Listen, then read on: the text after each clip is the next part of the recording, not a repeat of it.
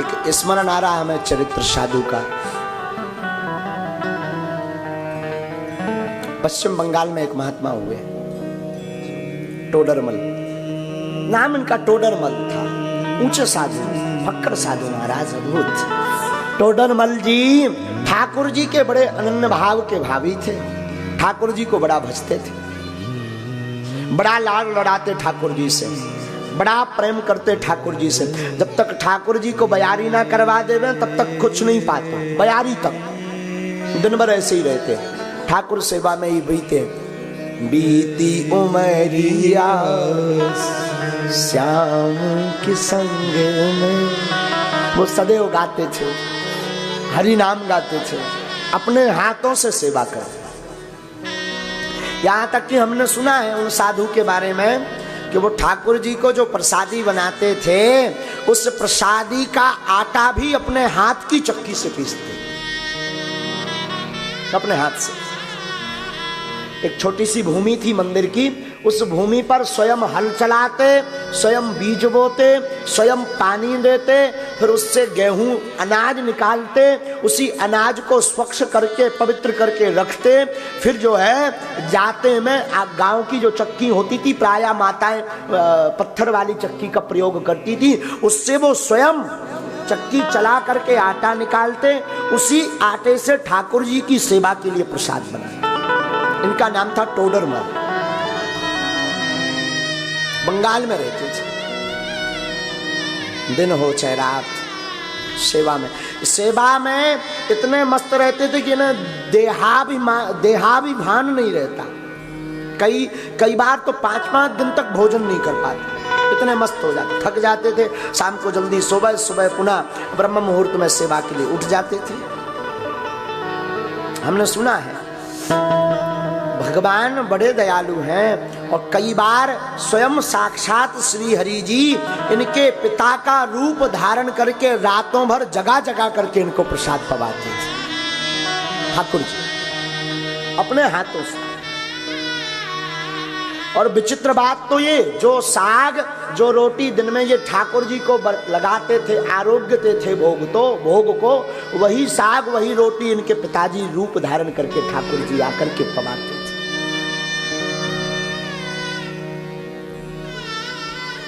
एक दिन एक घटना घटी,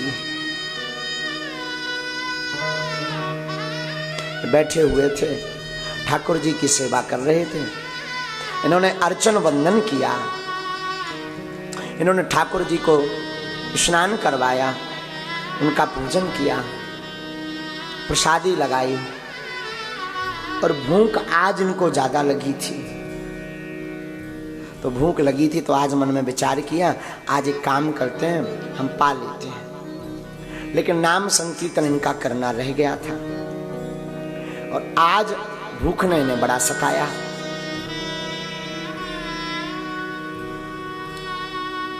क्या कहे मैं साहब, प्रसाद लिया, प्रसाद को इन्होंने पा लिया,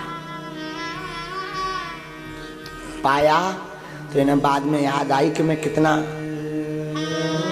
आलसी हो गया हूं, मैं कितना प्रमादी हो गया हूं कि ठाकुर जी का नाम जप किए मैंने भोजन कर लिया।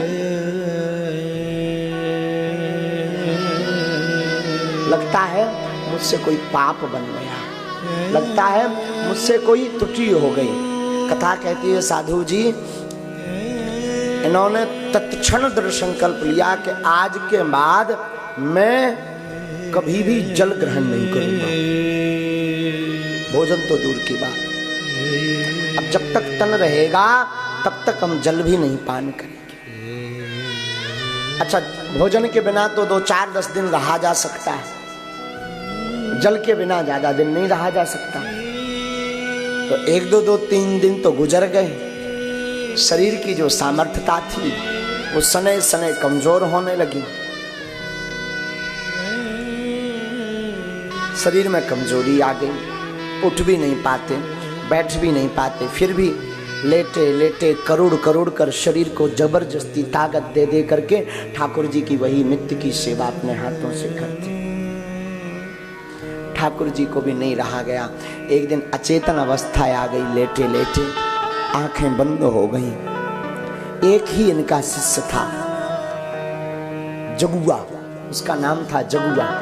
जगुआ इनके सेवा में रहता था, वो भी केवल देखभाल के लिए, कोई सेवा तो उससे करवाते नहीं थे। जगुआ इनकी सेवा में रहता था। जगुआ ने देखा, लगता है अब गुरुजी का आज शरीर पूर्ण हो गया। तो ये निर्वाणी अखाड़ा के साधु थे, सत्य घटना बता रहे हैं। निर्वाणी अखाड़ा के महात्माओं को संदेशा भिजवाया, ये महात्मा का शरीर पूर्ण हो गया, तो आप आकर के इनका क्रिया और खोड़सी की जो व्यवस्थाएं होती हैं उसको करें। तो अन्य महात्मा भी पहुंच गए। एक घटना घटी, जब जगुआ ने इनके चरणों को पकड़ा और लगा कि अब तो इन्हें समाधि देनी ही चाहिए, तो जगुआ ने सोचा कि एक और प्रयास कर लिया जाए। तो इनके जो ठाकुर जी थे, जगुआ ने सोचा ठाकुर जी को स्पर्श करा दें, अब अंतिम बार इनके हाथ से स्पर्श करा दें और इनको समाधि दे दी जाए। तो जगुआ को पता था कि ये ठाकुर जी को बड़ा लाल लड़ाते। जगुआ ने ठाकुर जी को हाथ में उठाया और उठा करके जैसे ही इनके मस्तक पर रखा, और कथा कहती, सत्य घटना कहती, कई लोगों ने अपने मुख से इस बात को कहा, बोले महाराज जैसे ही ठाकुर जी को मस्तक से स्पर्श कराया, इनके शरीर के अंदर ऐसी चेतना आई कि उठ करके बैठ गए और तत्क्षण बोले, भैया ठाकुर जी के लिए प्रसाद नहीं लग पाया, तुम बाहर चलो हम प्रसाद लगाएंगे।